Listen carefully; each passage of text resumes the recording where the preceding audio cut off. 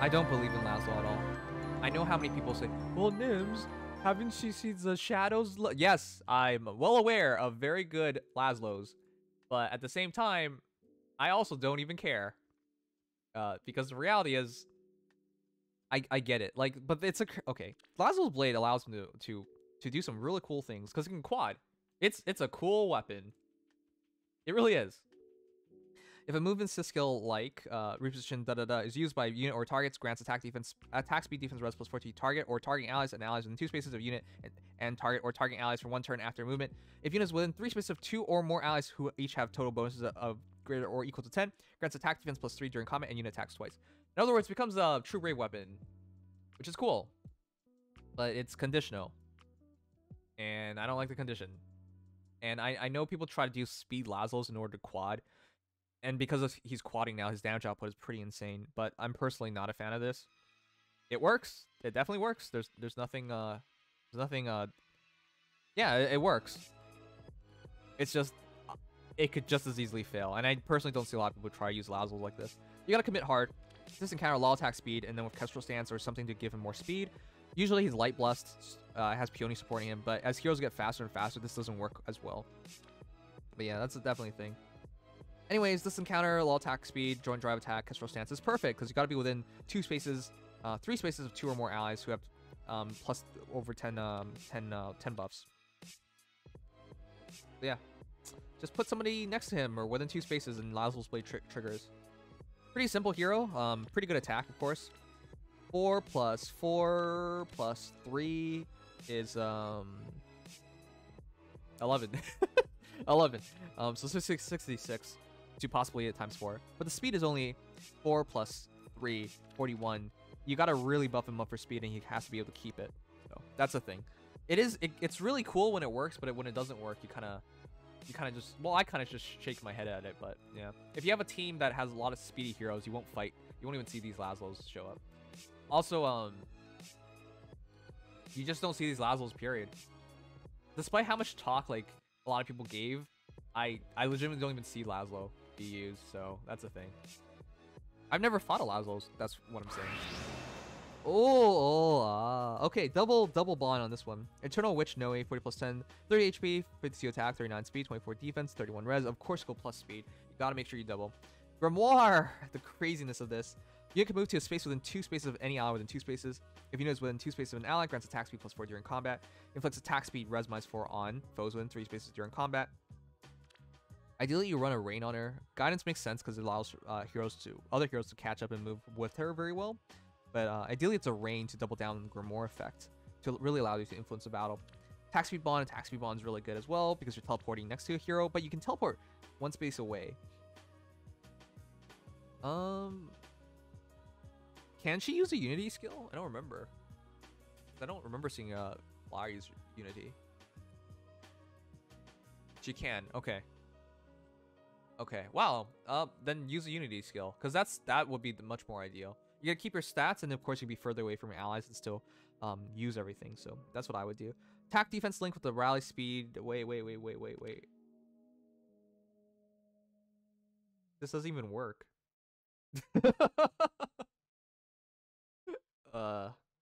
If a movement assist skill is used by a unit or targets, I guess if they reposition her. But then why wouldn't she just use because the way I see it is like, why wouldn't you just use reposition yourself and you teleport in and you reposition? Attack. This isn't triggering Grimoire, is it? This doesn't trigger Grimoire, right? Because Grimoire doesn't count as a positional skill. That's the only reason I can think about it. Like, that's the only thing that makes sense to me, but I don't think that's how it works. I think that's what's happening, right? So, I don't think it works. So, I guess I can use a positional skill on her, but if you gave her reposition, she would teleport forward, reposition, and now she has the bond enabled, she has the debuffs enabled, and she's pulled a hero back. Oh, yeah, flyers also don't have much. Range flyers especially don't have many options, so fair enough. And running something like Wings of Mercy wouldn't really make sense either, because she's already moving really well. Yeah, I guess you could run a chill or something, but you don't got many options. All right, I guess so. Just keep the link then. Other than that, though, double bonds are really good, but I wish you had Unity. I wish you did. Other than that, 5, 5, 4. Well, no, it's not 4. It's 8. So it's, yeah, speed minus 4, and if units within 2 spaces in an ally grants attack speed plus 4 during combat. So plus 8 speed. So 18 extra speed, it takes you to 57. That's pretty good. That's really good, actually. And your attack is looking like 5, 5, 4, 4. It's also 18 and 70. 70 attack. Yeah, Nowi's pretty. Nowi can get pretty scary. The only weakness, of course, is her defense being relatively low, but still a really good Nowi. Attack speed unity. If that was a thing, Nowi would love that. Yeah, pretty good Nowi. Congratulations on plus 10ing her. What? Ruby Sakurai, Carrot Cudgeled, you idiot.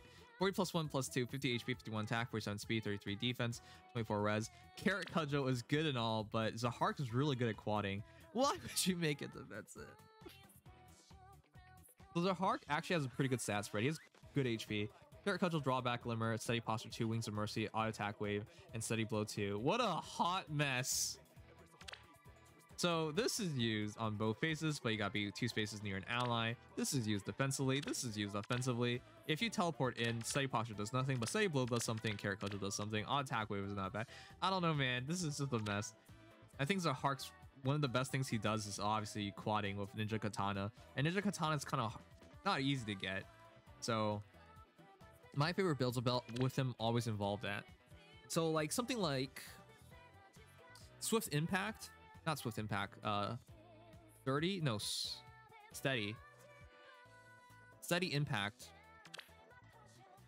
Steady Impact with speed plus 7, defense plus 10 with Ninja Katana is very, very good, for example. With LOL attack defense or something like that. Or LOL attack speed. Or LOL speed defense. Those are really good combinations. And then with your choice of seal and your choice of C-slot. But yeah, it's just, you're trying too much here. Attack defense plus 5 is 56, and you neutralize your penalties with attack defense, but honestly, it's not a lot.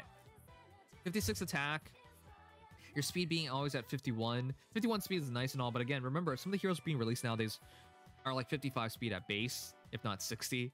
So I think you gotta double down. You either are offensive or defensive. Otherwise, you're gonna find a lot of the super fast heroes locking you down. So yeah, I hope you make some adjustments here. This is kind of rough. When it comes to this, which C skill? Attack smoke's actually really good on her. Why? Beloved Zofia. Attack speed defense res plus 4 during combat. After combat, if unit attack, deals 4 damage to unit. But after start of combat, if unit's HP is under 100%, attack speed defense res plus 4, and it's self-healing of 7. Really stretches out her bulk because she has self-healing and plus 8 to all stats, essentially.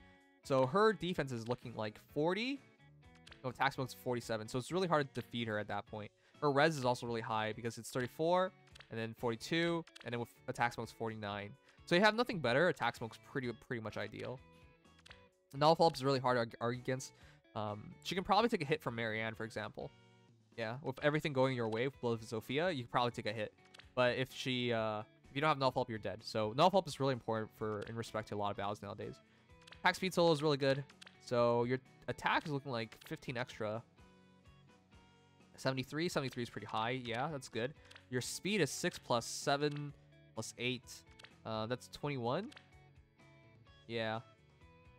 No? Yeah, it's 21, yeah. So you hit 58 speed. What the frig? Isn't this hero a bit too good? Celica just plus 1 with 12 flowers can hit all those crazy stats. This hero's absurd. They made her way too good. But yeah, I would just keep attack smoke, personally. In terms of special... Luna? I don't think she... Yeah, you know what? Just go with Luna. I don't think she needs self-healing, because her defensive stats are really good. If you have attack smoke, you really don't need self-healing at that point. Unless you're going up against mages or whatever, but... Yeah, if you're not going to use her extensively throughout the battle, you don't need a healing special. Luna's really good because I feel like your first target you can select. You attack, they attack. You attack, you got to kill, hold the Luna for the next battle, which will let you beat a hero that you might have otherwise not beaten. So, fair enough. Luna's fair in my opinion. 6 plus 15. This is my least favorite mod. All right, 47 HP, 58 attack, 38 speed, 40 defense, 26 res. Yeah, that seems like a plus speed Ledgering Ike with Ragnar, Reposition, Radiant Ether 2, attack speed push 4, special spiral 3, joint drive res, and speed res. So yeah, that seems like what my least favorite mod would do. Yeah. Anyways, Ragnar with speed res solo takes him to 33 res, speed push, joint drive res. Sorry, not 33. It is 36. Push with the solo adds another 13 speed, so 51 speed is legit. If you have enough merges and you want to go for attack speed push and a soul skill, you can definitely get enough speed on him to not worry about a lot more things. Special Spiral Radiant Ether is so good because as soon as you hit him, you attack, so it's 2 cooldown first turn. So -1, he attacks, and he ethers. He heals back up. Doesn't need to worry so much about the chip damage from push. I mean, you'll keep him down by 5 at all times, but that's no big deal. 47 is not horrible. And afterwards, it's 2 cooldowns still. So the new Radiant Ether works really, really well with Ike. And of course, with Ragnar, he has DC. So it's a fair build. It's actually a really good build. The attack speed push is what solidifies all of this. But if you really want to optimize, since you're running 1 solo skill and -1 run 2, it would have been attack speed push, attack speed solo 4. But yeah, it's such a minute difference. I would just keep him as is. Yeah, it's a good build.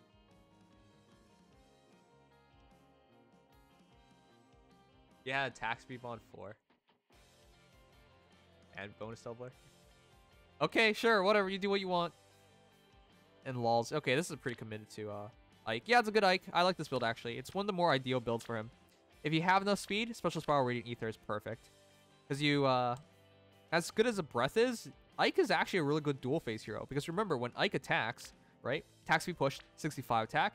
Radiant Ether being at 2 cooldowns. So you attack, they attack, and then you Radiant Ether. You can use him offensively as a point.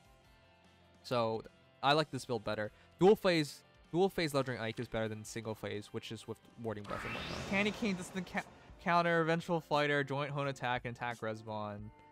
Yeah, that's pretty simplistic. Super Boon attack, so it makes sense to go for attack. Still go for plus speed, it makes sense. But I would say, well, 46 speed, you can deny a lot of doubles, and Vengeful Fighter will get you the doubles. So attack Respawn, more attack, more res, fine. It's got enough speed to get through most croms. Yeah. I mean, I basically have to look at this from the perspective of arena because this is an arena build, let's be honest. Yep. It'll get through crom. Legendary Julia can't double this, and in a lot of cases, Hilda will still double. Keep in mind how much speed stacking there is out there. You got to be worried about that kind of stuff. Crom may still be able to double Hilda without any speed investment at all in this. Okay. Just be wary of that. I'm surprised you committed so hard at her, and then you're in tier 20. Well, you could have fallen out, but this is a really good scoring build, is what I'm saying. Yeah, no, it's fantastic for score. I would totally have done something like this myself. Joint drive would probably have been better, but I know in some cases it's just hard. a matter of fodder. You don't always have what you need. All right, well, Candy Cane and attack Respawn, 72 attack per attack, and with 46 speed, a lot of times she's not gonna get doubled. So they attack once she attacks, Ether's ready for next fight. Having guard and Candy Cane is immaculate, and that defense of 47 and res of 36 is respectful. So yeah, I really like Hilda. Great hero overall. 40% plus 4 Ninja Masakari. Kat, do you ever wonder what they do with the second axe? Right? They use one, but what happens to the second one? And then all of them get the same refine that is average at best.